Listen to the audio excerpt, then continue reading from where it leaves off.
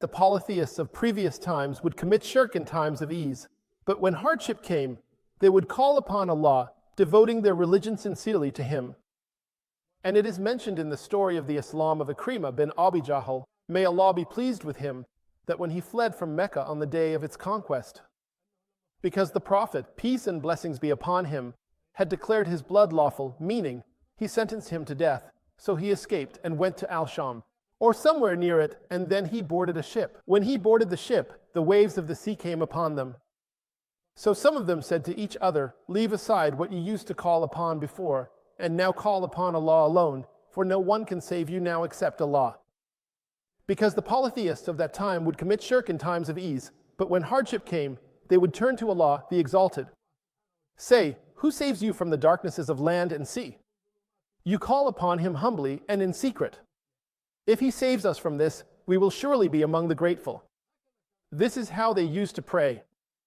So Ikrimah said, I said to myself, if no one can save me at sea except Allah, then no one can save me on land either except Allah. I made a vow to Allah, if He saves me, I will go to Muhammad, meaning, I will become Muslim. And indeed, Allah, blessed and exalted, saved him. And he became Muslim.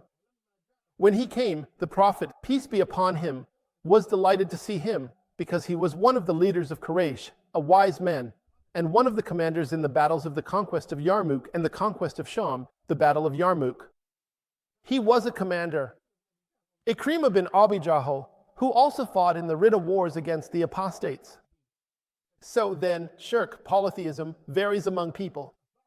Some are more severe than others. Modern polytheists associate partners with Allah in both ease and hardship, as Ibn al-Qayyim and Muhammad Abdullah narrated.